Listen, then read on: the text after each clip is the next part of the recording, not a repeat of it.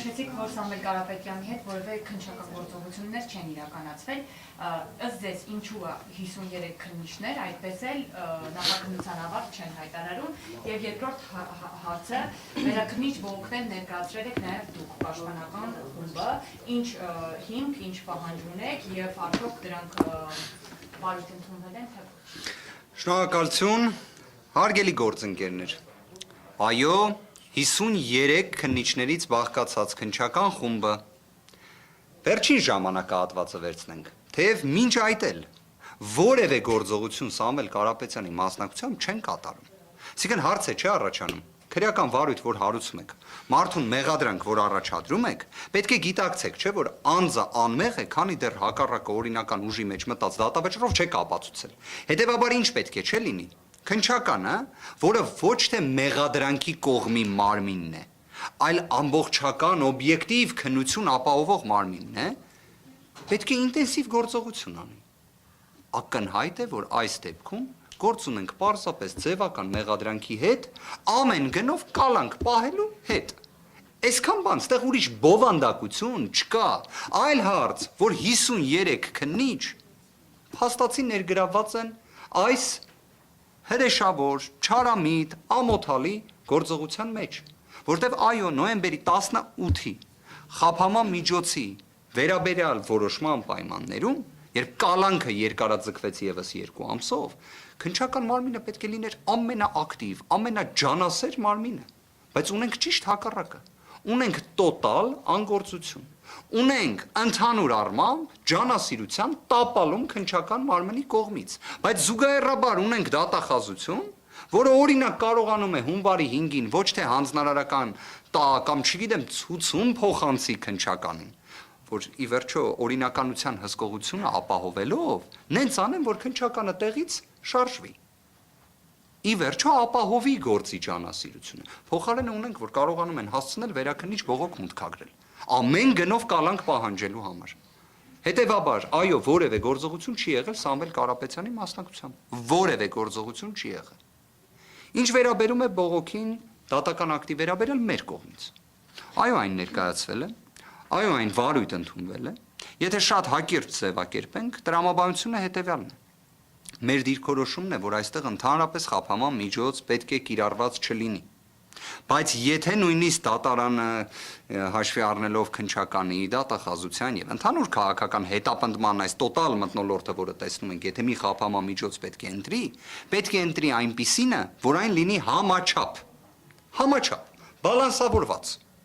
Երբ մենք խոսում ենք Սամվել Կարապետյանի մասին, մենք խոսում ենք անձի մասին, ով քաղաքական հայտ է ներկայացրել,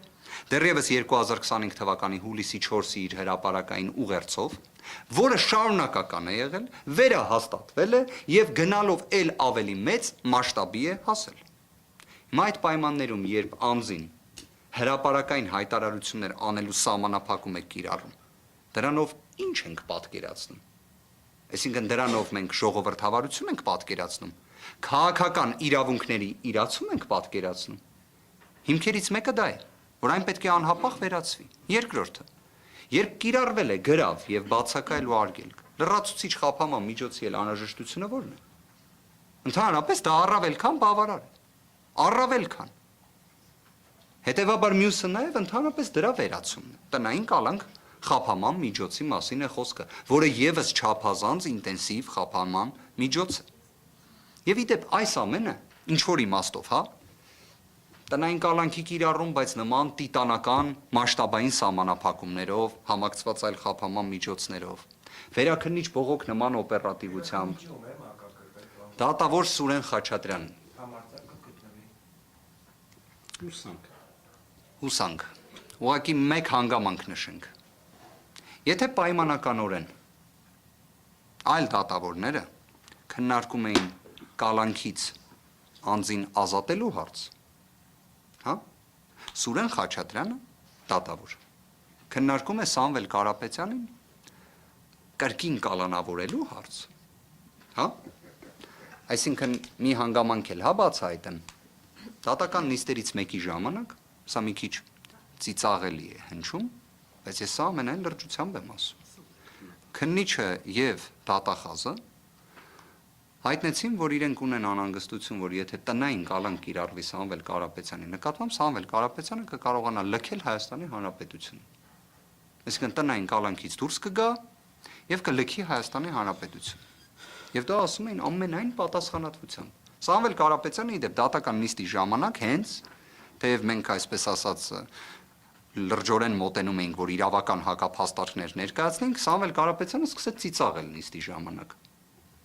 Դրանից հետո էլ մենք չհակադարձեցինք, որովհետև սա էլ երևի բացահայտենք, դատավորն է սկսեց ծիծաղել։ Այլարց իհարկե, ծիծաղեց, դրանից հետո կալանքը միևնույն է երկարաձգեց, բայց ինչև է սա ուզում եմ ասեմ որպես երևույթ, այդքան ծիծաղելի են նման փաստարկները, բայց կարող է հիմա օրինակ քննիչը եւ դատախազը լսում են մեզ եւ ասում են ոնց թե իրենք դա շատ մեծ լրջությամբ եւ պատասխանատվությամբ էին ասում։ Դեկտեմբերի 30-ից Սամվել Կարապետյանը տնային կալանքի պայմաններում է, գտնվում է իր տանը։ Իդեպ այս ժամանակահատվածում նույնիսկ մի քանի անգամ այցելել է բժշկական հաստատություն, կրկին վերադառնալով իր տուն։ Հիմա սենց ստացվեց, հարգելի իրավապահներ, երևի թե այս անգամ էլ ընդունենք, որ սխալվել էիք, լավ կլինի իհարկե, դրանում վատ բան չկա։ Հիմա օրինակ իրենք ինչ էին ասում, գործընկերներ ջան, պատկերացրեք։ Ասում էին 2025 թվականի հունիսի 18-ից, որ Սամվել Կարապետյանի նկատմամբ եթե կալանք մի օրով էլ չկիրառվի, երկինքը փուլ կգա Հայաստանի Հանրապետությունում։ Իրավապահ համակարգը կտապալվի, չգիտեմ, արևը դուրս չի գա, խաղաղություն չի լինի, չգիտեմ, էլ ինչ կարելի է մի տենց ողբերգական մի բան պատմեմ, հա, տիտանական մասշտաբի։ Հիմա նենց ստացվեց դեկտեմբերի 30-ից կալանավորված չէ Սամվել Կարապետյանը։ Ես օրինակ առավոտյան զարթնեցի, բացեցի պատուանը, որ տեսնեմ արդյոք երկինքը փուլ է եկել թե ոչ, փուլ չէր եկել։